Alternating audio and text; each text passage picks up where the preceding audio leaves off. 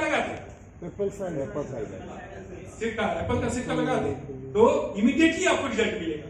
ठीक उसी प्रकार से EMR को यदि आप EMR के साथ कल्प बीटा लगा देते हैं तो आपको रिजल्ट फास्ट मिलेगा। आप EMR के साथ जामुन और करेला का एक रस है अपने पास, मालूम है आपको? तो EMR के साथ यदि जामुन और करेला का रस लगा देते हैं तो आपको रिजल्ट फास्ट मिलेगा। EMR के साथ आप कल्प बीटा लगा देते हैं तो आपको रिजल्ट फास्ट मिलेगा।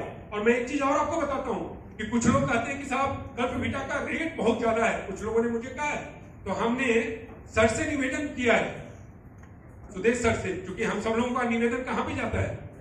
हेड ऑफिस में। तो सर को मैं निवेदन किया हुआ, सर ने बड़ा पॉजिटिव वे में इसको लिया है, बोले कि नहीं हम इसको, आपका निवेदन है, क्योंकि मार्केट में जितना विजय जी घूमते हैं उसका 10% मैं भी घूमता हूँ, तो मुझे भी मार्केट से बहुत सारा फीडबैक मिलता है विशेषकर हेल्थ को लेके। तो हमने सर से निवेदन किया और सर ने उसको बड़ा पॉजिटिव वे में लिया और बताया है कि हम रिव्यू करते हैं और उसको उस रेट में लाने का प्रयास करें कि फिर समाज के हर वर्ग लोग के वर्ग उसको ले पाए। तो EMR के साथ यदि आप कल्प बीटा दे देते हैं, EMR के साथ आप करेला या जामुन का रस देते हैं, EMR के साथ मधुमेह रक्षिका दे देते हैं तो आपको परिणाम और फास्ट मिलेगा। तीसरा, EMR के साथ मोरिंगा पाउडर देते हैं। मोरिंगा पाउडर आपने देखा है? हाँ, तो वो ध्यान रखेंगे। अब कुछ लोगों का कहना है कि साहब किडनी स्टोन हो जाता है तो क्या होगा? किडनी स्टोन, अब किडनी स्टोन पे हमने, मेरा किडनी का काम ही नहीं है, मेरा तो पूछेंगे कि 16 घंटा में भाई साहब आप 15 घंटा क्या करते हो, तो 15 घंटा में क्या करता हूँ। और आप लोगों ने मुझे एजुकेट किया है, कुछ चीजें जो है जो आप लोगों ने मुझे एजुकेट किया है, तो वहां एजुकेशन में ये आया है कि किडनी स्टोन हो तो clear talks, I am sorry मैं बताना भूल गया कि कुछ भी करने के पहले क्लियर टॉक्स आप दे देते हैं तो सोने पे सुहागा है। तो यदि किडनी स्टोन है तो आप उनको क्लियर टॉक्स दे दें और साथ में EMR एंड ACV, ACV समझते हैं आप? अब आपके ध्यान में आ गया, मैं ACV बोलूंगा तो आप लोग समझ जाएंगे। तो EMR और ACV देते हैं तो बहुत ही अच्छा परिणाम आया किसमें?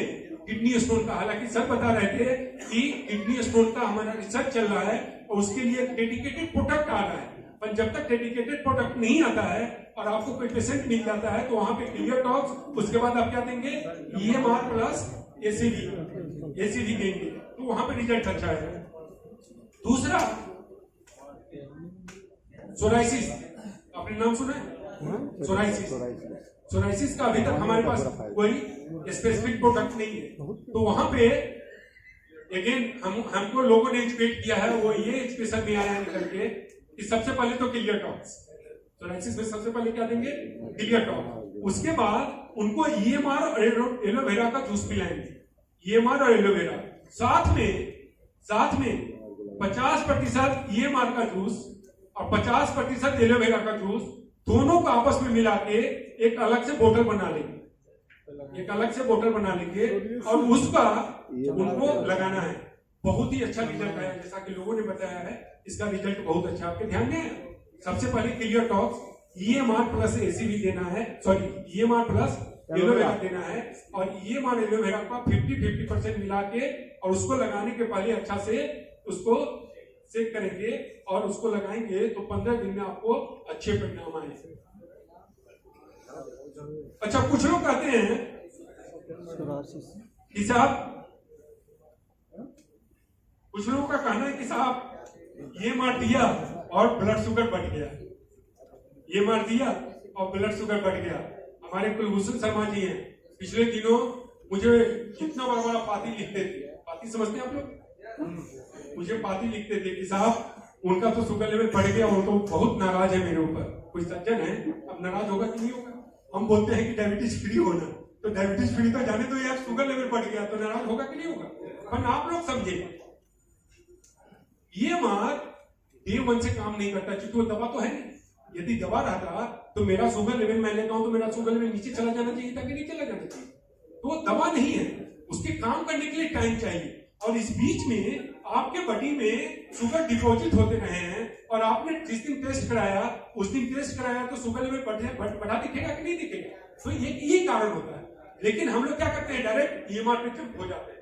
दूसरा कारण होता है कि कभी भी, बहुत इंपॉर्टेंट पॉइंट में बता रहा हूं, कि EMR के साथ एलोपैथ दवा जो ले रहे हैं या इंसुलिन ले रहे हैं उसको रोकना नहीं है, पर लोग क्या समझते हैं ईएमआर तो दवा है, तो दवा को एक ही चलेगा ना, या तो ईएमआर चलेगा नहीं तो ग्लिमिप्राइड चलेगा। ग्लिमिप्राइड आपके समझ में आ रहा है, एलोपैथ।